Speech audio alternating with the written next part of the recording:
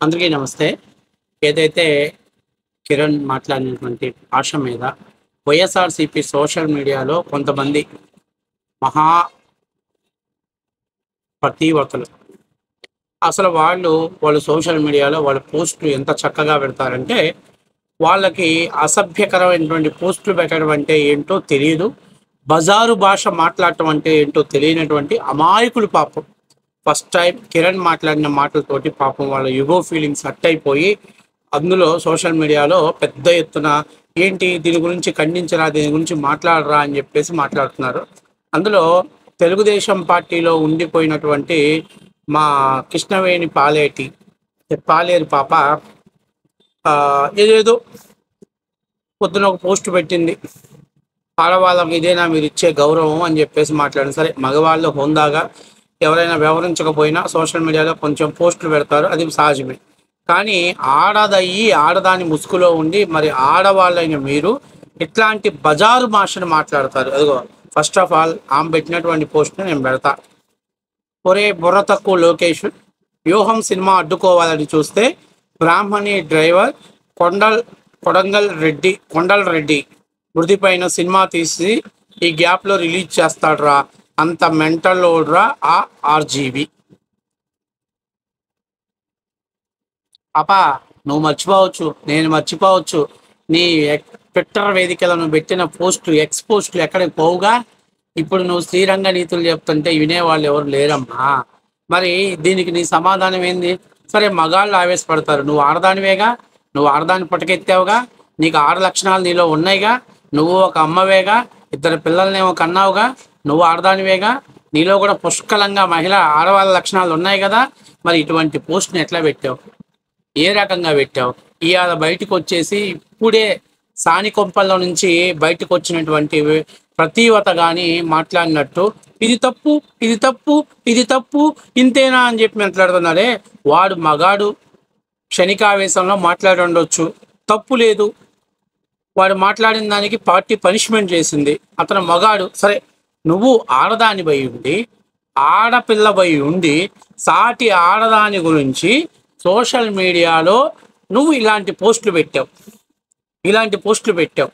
మరి నాకు అర్థం కావట్లా, నువ్వేందమ్మా, నీ పాతిపత్యం ఏంటి, నీ యొక్క సంస్కృతి ఏంటి, నీ భాష ఏమిటి, నువ్వు మాట్లాడినటువంటి విధానం ఏంటి? నీ దాకా వస్తే, లేకపోతే నువ్వు నమ్మిన పార్టీ దాకా వస్తే సిద్ధాంతాలు, విలువలు ఇవన్నీ కావాల్సి వస్తాయి. కానీ మిగతా వాళ్ళు మాట్లాడితే సిద్ధాంతాలు ఉండవు, విలువలు ఉండవు, ఏముండవు. పదండి, పంచెలు ఎగదీసుకొని పోయి ఫైట్ చేద్దాం వాడి మీద అని చెప్పేసి మాట్లాడుతుంది. మరి ఈ పతివత శిరోమణి ఇప్పుడు దీనికి సమాధానం ఏం చెప్పిద్దో ఈ కృష్ణవేణి పాలేరి. నేను అడుగుతున్నా, ఏమ్మా కొండల రెడ్డి ఇంట్లో నువ్వేమన్నా బాత్రూమ్లు క్లీన్ చేస్తుంటే నీ మొగుడు వెనకాల కలరా ఉండలేస్తున్నాడు. దాంట్లో ఏసీ అది ఆడి ముఖం కాకిలా తయారైంది, నీ ముఖం అటు ఇటు కానీ రకంగా తయారైపోయింది. నేను ఒక్కటే మాట చెప్తున్నా, మేము ఎవరిని వ్యతిరేకించాలనే ఉద్దేశం కాదు. ఇక్కడ వాళ్ళు మొట్టమొదటిసారిగా పాపం ఇంతవరకు అటువంటి పదాలు విన్నట్టు, జుగుత్సాకరమైన భాష అంటే ఏంటో తెలియని వాళ్ళు మాట్లాడినట్టు మాట్లాడుతుంటే దానికి మాత్రమే నేను సమాధానం చెప్పాను.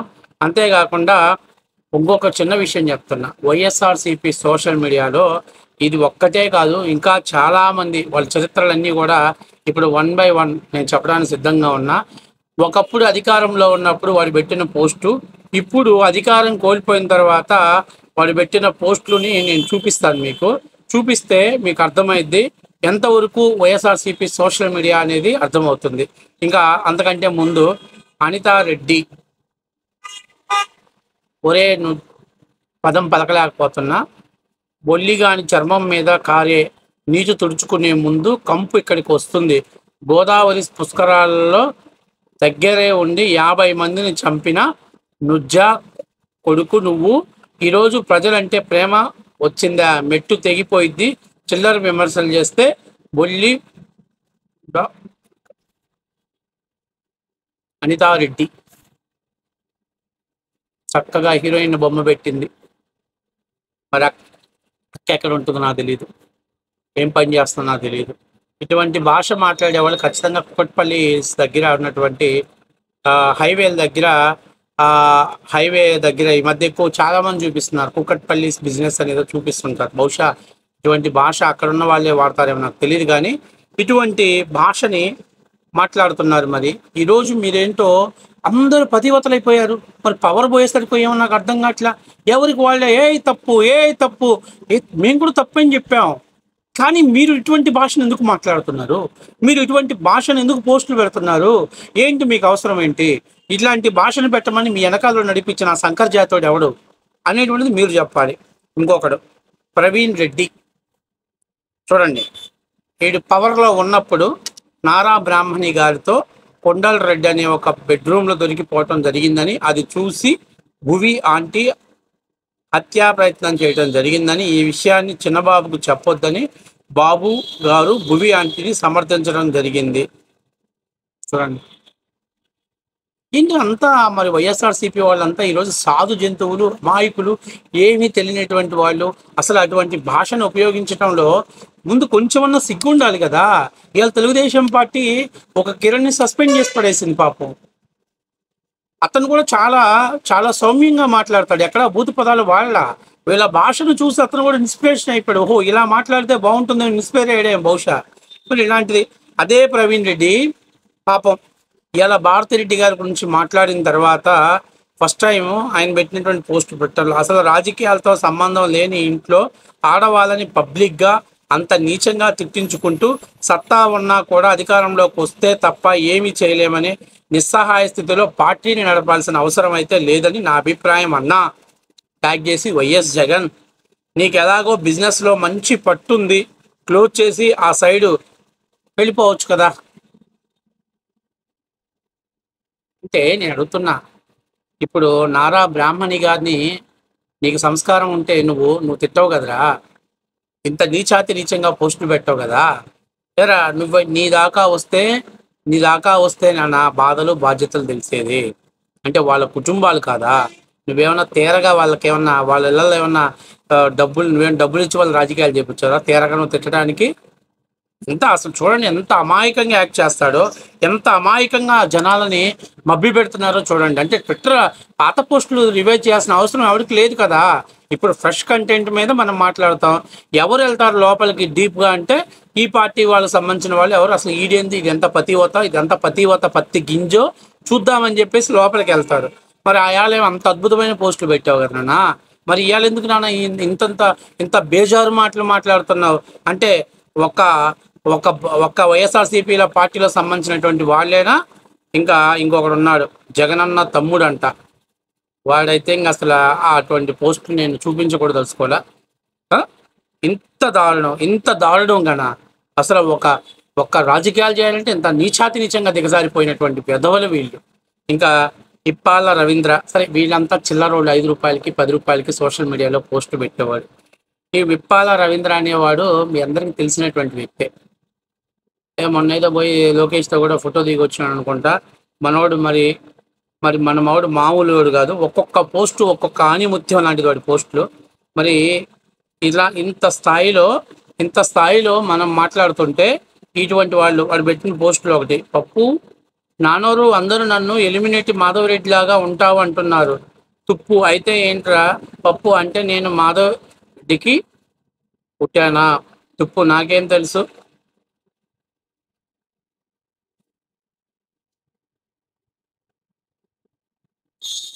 ఇప్పాల రవీంద్ర మీ అమ్మని అడుగు, డౌట్ ఉంది నీకు. చదవాలంటే అసహ్యంగా ఉంది. వాడు మళ్ళీ ఒక కార్పొరేట్ కంపెనీలో పనిచేస్తున్నాడంట. ఇట్లాంటి చెత్తనాయాళ్ళు ఒక కార్పొరేట్ కంపెనీలో మరి వాడు ఏం చేస్తున్నాడో ఏమో తెలియాలి. ఎవరిని తీసుకెళ్ళి ఆ కార్పొరేట్ కంపెనీలో ఉన్నటువంటి వాళ్ళ దగ్గర తొంగో పెడతాడు ఒక పోస్ట్ ఇచ్చారు నాకు తెలియదు, కానీ ఇంత దారుణంగానా, ఇంత జుగుచ్చాకరంగానా, ఇంత నీచంగాన పోస్టులు పెట్టేది అసలు చదవాలంటేనే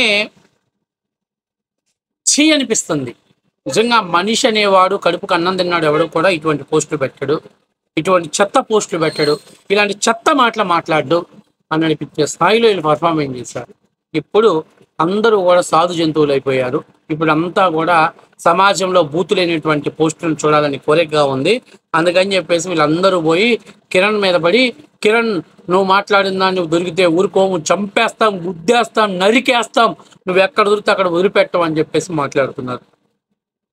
కృష్ణవేణి పాదరెడ్డి కావచ్చు, మరి ఎవరైనా కావచ్చు, ఇంత దారుణమైనటువంటి భాషను తెలియజెప్పేటువంటి మీరు తెలుసుకోవాల్సిన సంస్కారం ఇదేనా? మీరు నేర్చుకోవాల్సింది ఇదేనా? ఇంత నీచమైనటువంటి భాషను ప్రయోగిస్తున్నారు.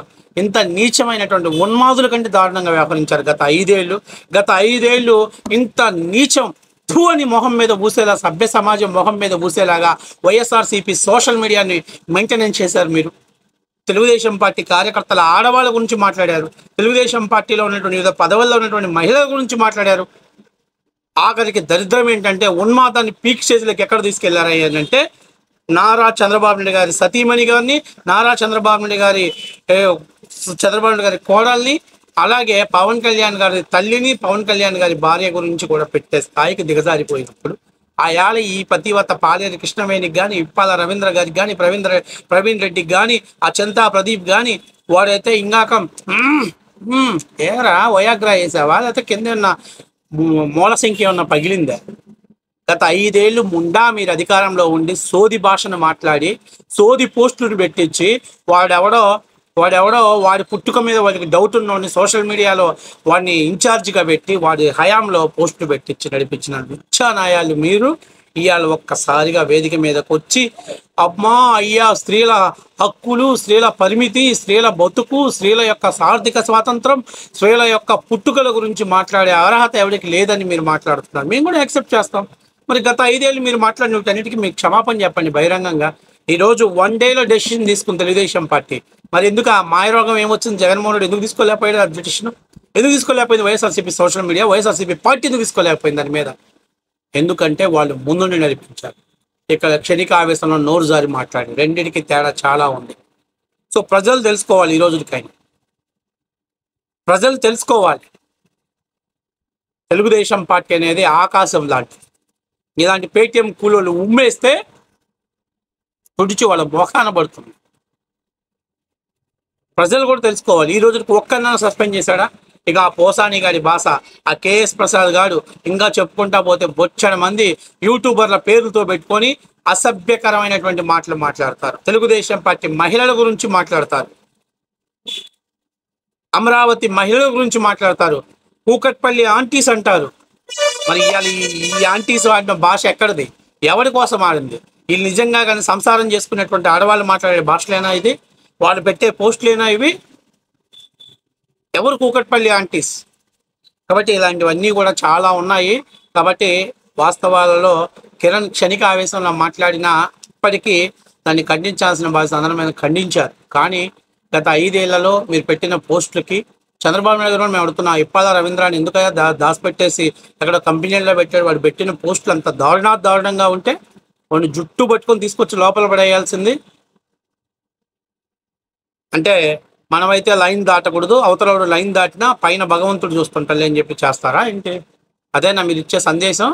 ఈ పాలేరు కృష్ణవేణి ఎన్ని మాటలు మాట్లాడింది, తెలుగుదేశం పార్టీలో ఉన్నప్పుడు ఎంత భజన చేసింది, అలా పార్టీ మారినాక ఎన్ని మాటలు దాని మొగుడు ఎన్ని మాటలు మాట్లాడేవాడు, కపాల్ చక్కగాడు ఎన్ని మాటలు మాట్లాడేవాడు. అంటే ఇవన్నీ దృష్టిలో పెట్టుకొని ప్రభుత్వం నిర్ణయం తీసుకోవాలి. సో కిరణ్ మాట్లాడిన దాన్ని మేము సమర్థించట్లేదు, కానీ ఖచ్చితంగా ఇలాంటి వాళ్ళ మీద కూడా కఠిన చర్యలు తీసుకోవాల్సిన బాధ్యత మీ పైన ఉంది.